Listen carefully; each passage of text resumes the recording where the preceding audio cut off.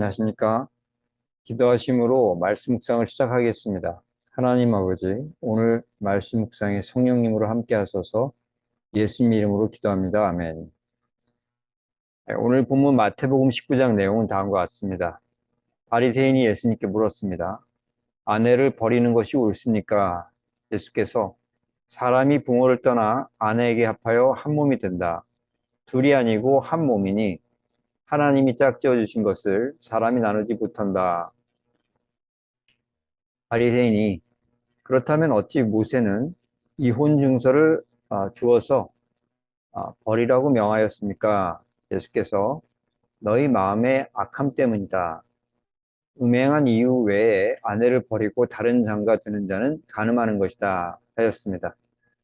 한 청년이 예수께 와서 무엇을 해야 영생을 얻습니까? 묻자 예수께서 살인하지 말라, 간음하지 말라, 도둑질하지 말라, 거짓 증언 말하라, 부모를 공경해라, 내 이웃을 사랑하라 하셨습니다.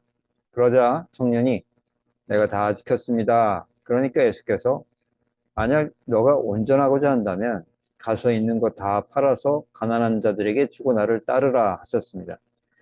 그렇지만 이 사람이 재물이 많아서 근심하며 그냥 갔습니다. 예수께서 말하시기를 부자가 천국 들어가기 어렵다. 낙타가 바늘기로 들어가는 것이 부자가 천국 들어가는 것보다 더 쉽다. 이에 제자들이 놀라서 아니 그렇다면 누가 구원을 얻을 수 있습니까? 했더니 예수께서 하나님은 다 하실 수 있다 하셨습니다. 이에 베드로가 주님 우리가 모든 것 버리고 주님을 따랐습니다 하니까 예수께서 내 이름을 위하여 버린 자는 여러 배로 받고 영생을 상속하리라. 그러나 먼저 된 자가 나중되고 나중된 자가 먼저 되리라 하셨습니다. 본문에 대해 세 가지를 묵상하겠습니다. 첫 번째로 본문에서 무엇을 볼 수가 있습니까? 하나님이 짝지어 주신 것을 사람이 나누지 못한다는 것입니다. 예수님은 이혼은 하나님 뜻이 아니라 말하셨습니다. 왜 이혼을 원치 않으십니까? 그 관계에 하나님의 선하신 뜻이 담겨 있기 때문입니다. 모세는 자기 민족 이스라엘을 사랑한다고 하다가 사람을 죽이고 광야로 도망쳐 40년 동안 초라한 목자로 지냈습니다. 그 기간 동안 모세는 내가 왜 그랬지? 후회했을 것이고 나는 이 총구석에서 썩다가 초라히 죽겠구나. 내 인생 끝났다. 했을 것입니다. 그러나 모세는 광야에서 40년 동안 양떼를 이끌면서 이후 출애굽한 이스라엘 민족을 광야에서 40년간 이끄는 인물로 성장했습니다. 마찬가지로 우리는 힘든 결혼 생활에도 우리가 알지 못하는 하나님의 선하신 뜻이 담겨 있음을 믿습니다. 그렇다면 우리가 어떻게 해야 합니까? 하나님의 계획은 평안이라는 것을 기억해야 하겠습니다.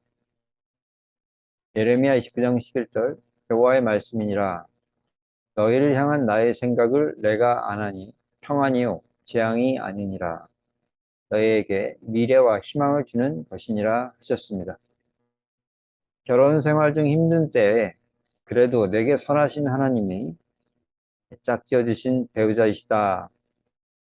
내게 선하신 하나님이 짝지으신 배우자다 하면서 주가 되신 예수님의 명령에 따라 배우자를 사랑하고자 애쓰다가 결국엔 그 약속된 평안을 받아야 하겠습니다.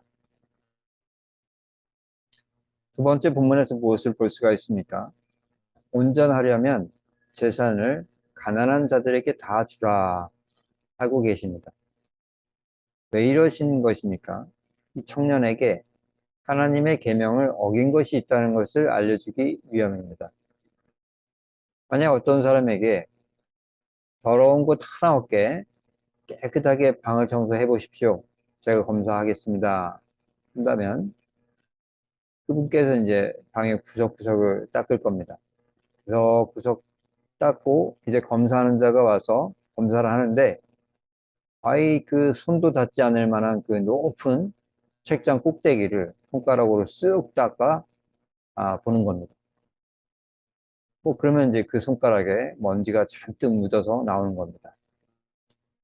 다 닦았다고 생각했는데 이 흠이 있었던 것입니다.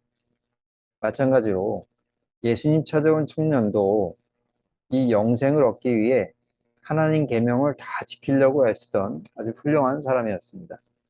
그렇지만 이 청년은 돈을 하나님보다 더 좋아했기 때문에 다른 무엇보다 하나님을 더 사랑하라는 제2계명을 지키지 못한 것입니다.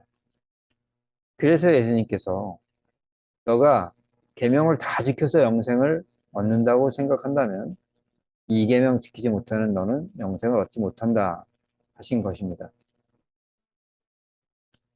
그럼 우리가 어떻게 해야 합니까? 완벽한 행위가 아니라 믿음으로 영생을 얻는다는 것을 알아야 하겠습니다. 로마서 3장 20절 율법의 행위로 그의 앞에 의롭다 하심을 얻을 육체가 없나니 율법으로는 죄를 깨달음이니라 하였습니다. 우리는 100% 하나님 법을 지켜 영생을 얻는 자들이 아닙니다. 예수님 말씀에 순종하려는 그 태도를 보시고 예수께서 너가 나를 그리스도로 믿는구나 인정받아서 영생을 얻는 자들입니다. 세 번째로 본문에서 무엇을 볼 수가 있습니까? 버린 자가 받는다는 것입니다. 버린 자가 받는다. 왜 그러는 것입니까? 빈손이 있어야 뭘 잡을 수 있기 때문입니다. 빈손이 있어야 무엇을 잡는다. 어떤 분이 뭐 한 손에 가방을 들고 또 다른 손에 이 컵을 들고 있습니다. 그런데 이제 문을 열고 들어가려고 하면 일단 둘 중에 하나는 내려놓고 손잡이를 돌려야 하는 겁니다. 예수님을 찾아온 그 부자 청년은 자기 인생에서 제일 중요한 것이 부라고 생각했습니다. 그래서 돈을 두 손으로 꽉 움켜 쥔 겁니다.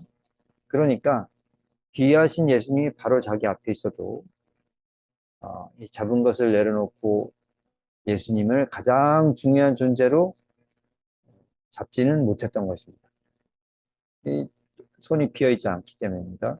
반면에 예수님을 쫓았던 제자들은 예수님이 제일 중요하구나 이걸 알고 손에 들고 있던 걸 다 내려놓고 예수님을 붙잡았던 것입니다. 그럼 어떻게 해야 합니까? 버려서 더 귀한 것을 얻어야 하겠습니다. 버려서 더 귀한 것을 얻어야겠다. 사도 바울은 빌립보서 3장 8절에서 내가 그리스도를 위하여 모든 것을 잃어버리고 배설물로 여김은 그리스도를 얻기 위함이다 하였습니다. 잡던 것을 버리고 예수님을 잡으면 예수님께서 영원히 복된 것 주신다는 것을 기억해야 하겠습니다. 말씀을 정리합니다. 첫째로, 하나님의 계획은 평안이다. 이것을 기억해야 하겠습니다. 둘째로, 완벽한 행위가 아니라 믿음으로 영생 얻음을 알아야 하겠습니다. 셋째로, 버려서 더 귀한 것을 얻어야 하겠습니다. 오늘 말씀에 순종하는 우리 모두가 되기를 축원합니다. 기도하시겠습니다. 하나님, 말씀 묵상에 함께 해주셔 감사합니다. 우리가 오늘 묵상한 말씀 순종하도록 성령님으로 도와주시옵소서. 예수님 이름으로 기도합니다. 아멘. 감사합니다.